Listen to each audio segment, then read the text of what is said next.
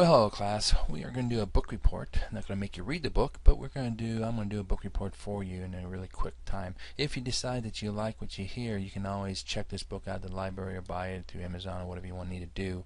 And it's taken from Dave Ramsey, A Total Money Makeover. Dave Ramsey is a person that believes in debt control, and it's a good way to look at what we're trying to accomplish here in this class as far as making sure you know how to manage your debt correctly. And basically we're talking about the myths versus truths of money. The story about money. Okay, a normal American individual family. It seems every month I sat at the same table with the same worries, fears, and problems. I had too much debt, too little savings, and no sense of control over my life. No matter how hard I worked, it seems I couldn't win. I was forever to be a slave to some banker, to government, and to the needs of my family or me. When my spouse and I talked about money, we ended up in a fight, leaving her feeling afraid or in denial and me feeling inadequate in the management of our financial future. So nothing was done. The next car purchase, the next house, the kids' needs, our entire future seems out of reach. I didn't need a get-rich-quick guy to pump me up or tell me to be positive. I didn't need a secret formula to riches. I wasn't afraid of hard work. I didn't want to feel my way into being positive. I was positive one thing though. I was sick and tired of being sick and tired. I was tired of sitting down to do my bills and having a heaviness come over me. Hopelessness was overwhelming to me. And maybe someone has felt that sometimes, and that's what happens when you have uncontrolled debt control, uncontrolled bills, right? I felt like a gerbil in a wheel. Run, run, run. No ground being covered. Maybe life was just a financial illusion. And maybe some of us felt this way, right? Money in, money out. Only the names were changed to protect the innocent. I owe, so off to work I go. Some months everything seemed to work, and I thought maybe we were going to be okay. I could tell myself then, oh well, this is how everyone lives. Those times offer enough wiggle room that I could continue to lie to myself that we were making headway. But deep down I knew we weren't. I did it my way, and my way wasn't working.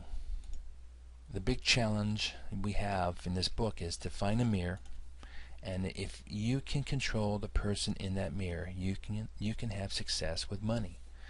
And that's the big challenge, and this is how the book was written. And there's a concept in it that's very major about understanding how finances work. It's winning at money. It's about 80% behavior and 20% knowledge. And you heard a lot of times people go, well, I just don't have understanding of money, and that's why I make poor mistakes. Well, no, it's in his book he talks about you only need really 20% knowledge of how money works. It's about behavior that you have to be able to control. It's about emotion versus logic when you decide to buy things and to use your money. You have to be wary of denial. It will go away if I don't take action. That's a major problem with emotional buyers and people with emotions, that they don't take action because they think it will go away if they just don't bother with it.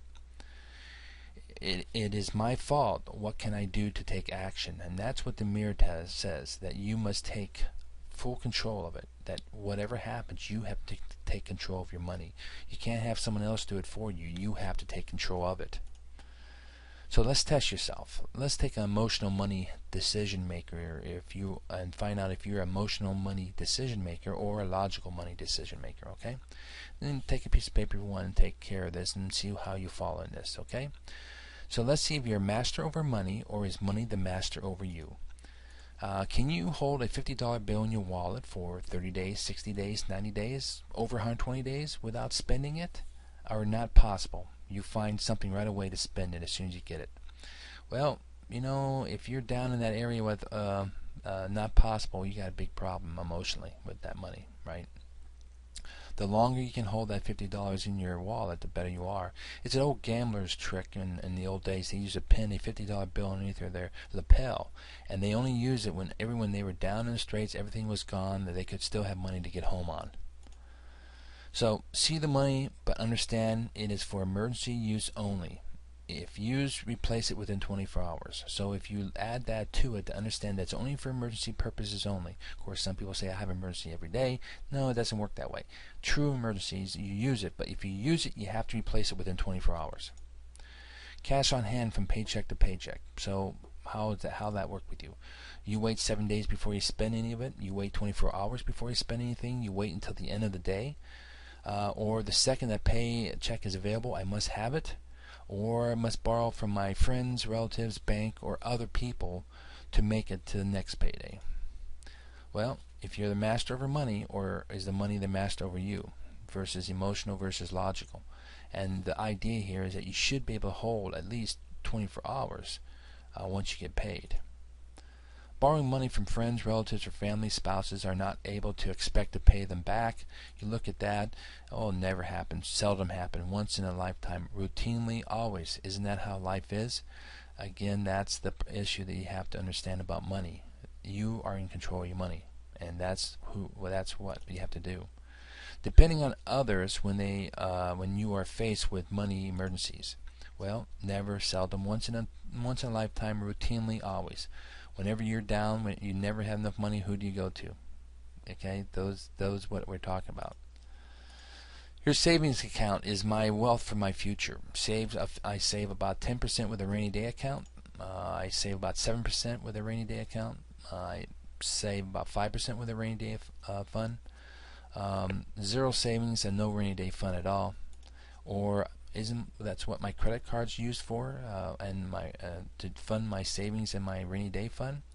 Okay, if you look at that again, where do you stand in that, and how you look towards the future with your wealth? So how did you score? If you score A, able to master your money. B, became a master of your money.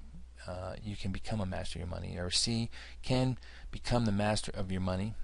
Or D, your debt and emotion. You have a lot of debt and very emotional things tied to it. Or E, you're totally emotional spending, and which usually means you're out of control, you're greatly in debt, and you continue to go in debt, and you just kind of shovel money around and never getting out of debt.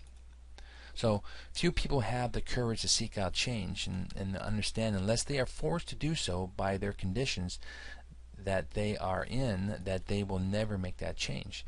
What are the change positions? Well, marriage will change. A lot of times when you have a spouse to look over you or have someone to take care of that, you become homeless, you lose a job, you go into retirement, children health conditions, your debt, your creditors will force you to make a change, or spending habits that will force you to make changes. Those things happen, but change has to be taking place here. It changes that way you think about money. Shocking stats shows that 90% of people in our culture buys things they can't afford. Isn't that interesting? 90% of people. Retail stores like Walmart knows this, and think about how many times you go to Walmart for one item and you end up with 9. That's what it's about. So this is the end of part A of this book report. We'll move on to part B here in just a few minutes. Thanks.